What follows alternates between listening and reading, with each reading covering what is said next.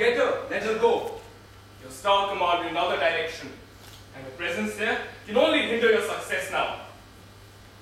Master, this cannot be true. I refuse to believe this. Please bring her back. I shall not speak to her. I shall not dance beside her. I shall pretend she is gone. But she must come back. What you ask for can never be. Then I shall leave with her, behind her, to wherever she will go. The greatness of promise of whatever be damned. I shall not dance if I am not beside her. And should my feet be bruised and bitten on the long road to which I follow her, then so be it. I shall not dance, but to be with her. How dare you! You are shocked because you realize that she is not rebelling against her master, no. She is rebelling against you, her creator, her God. How dare she? It's a single moment of desperation when you realize that you have to fight for the woman you love. The confusion that occurs, though, is that she is the woman you have created. How can you fight your own creation? Even so, you are possessed by this mad rage. How can she love someone else? And an aberration at that. And an aberration of your own imagination, a mistake, a blot, or a stain on your canvas of perfection. You see that beautiful flower shining for the other sun, and you can stand no longer, sitting on the outside behind the light of archers away from the fray, divided by the single wall, the wall of reality. All at once you realize that you have been a part of this, that your life is for her and her alone, that all your efforts to come closer to her have gone in vain. The master too has outlived his purpose, and you cannot, will not, stay away. And slowly you can see that you can transcend that divide.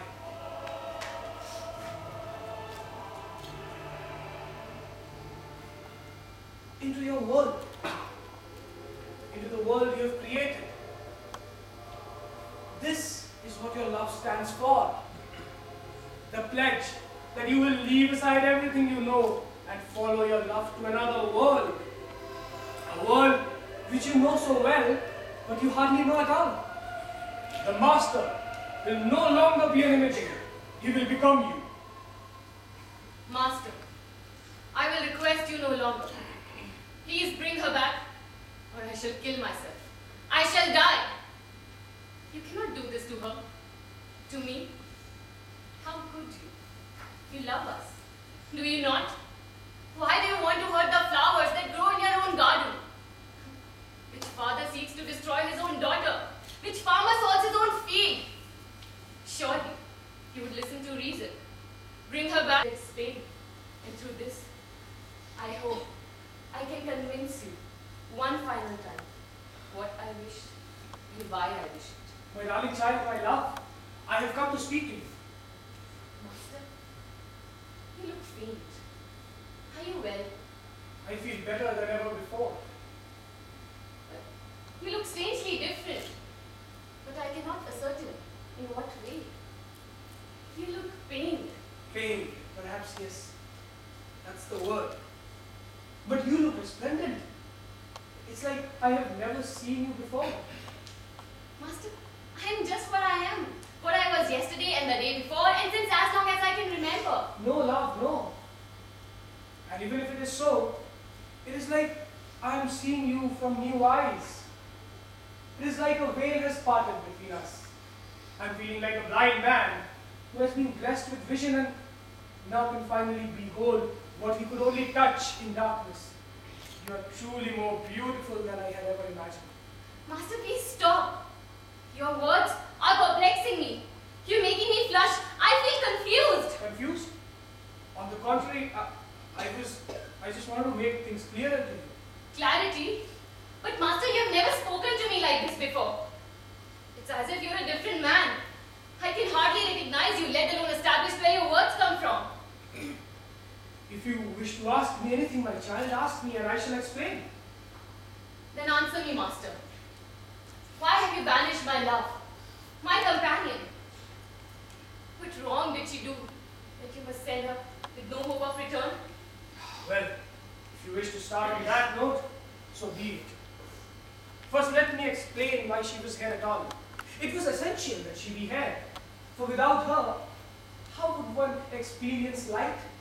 How would one perceive the difference between noise and music? But now that perfection has been realized, she had to leave. She was here for only one single purpose, to help you shine brighter. And now that perfection has been realized, there is no place for her in this world. Master, you surely do not mean that. Was she not dear to you? No, not for a moment.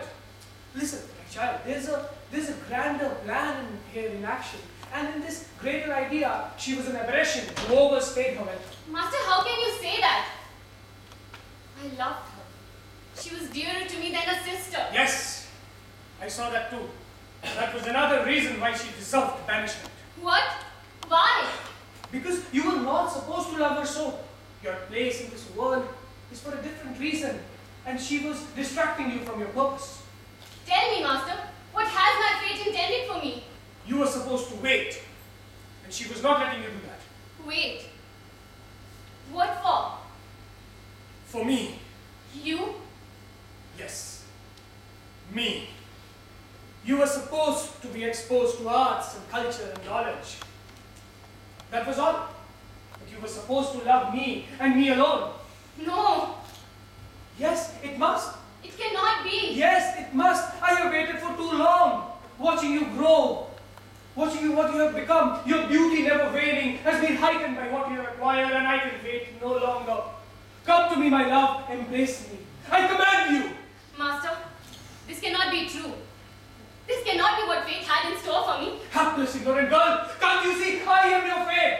I am your creator, your God. Everything.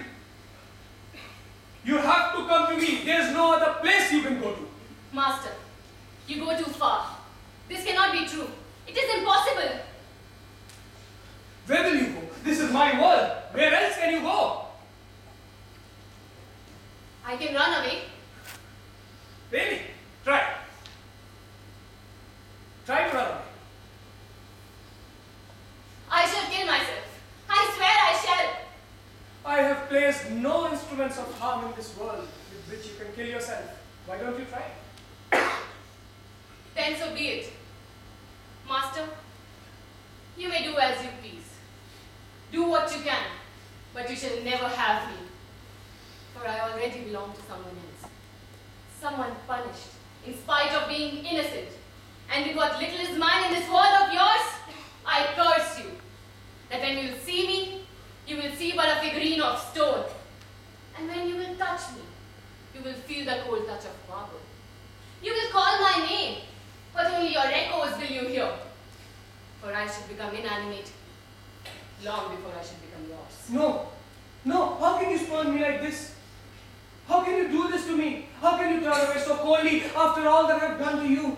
Given you my life, given you teachings, given you this world free of fault. So perfect. How can you leave me to someone else? I command you to love me. You cannot. I can. I am your God. I will not love you, Master. Then you leave me with no choice. You are inviting your own death. Really? With what? You have placed no instruments of harm in this world. I will kill you with my own hands if I must. Go on then. Destroy me if you dare. Ah! Ah!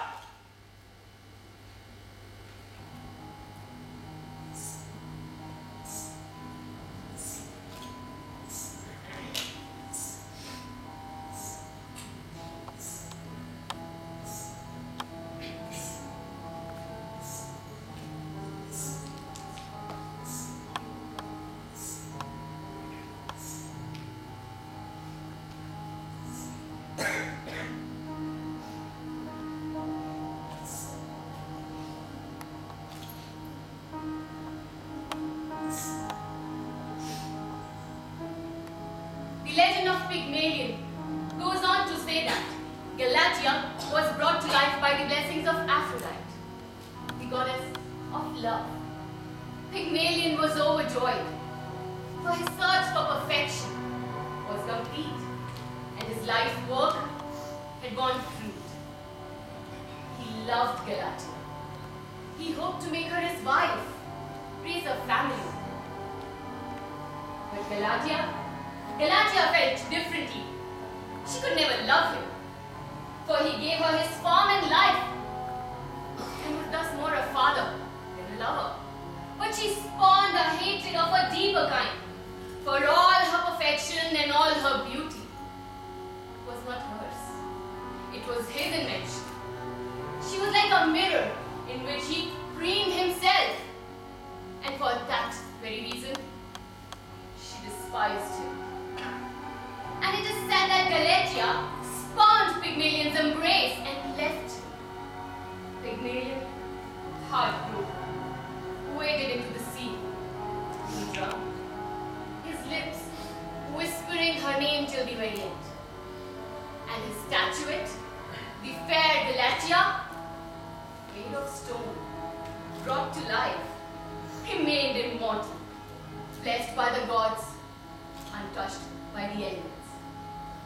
And the story lives on. For in a work of art that can truly endure, an artist must pour his entire life into the plot, yet he must perish. And what is life his must flow into his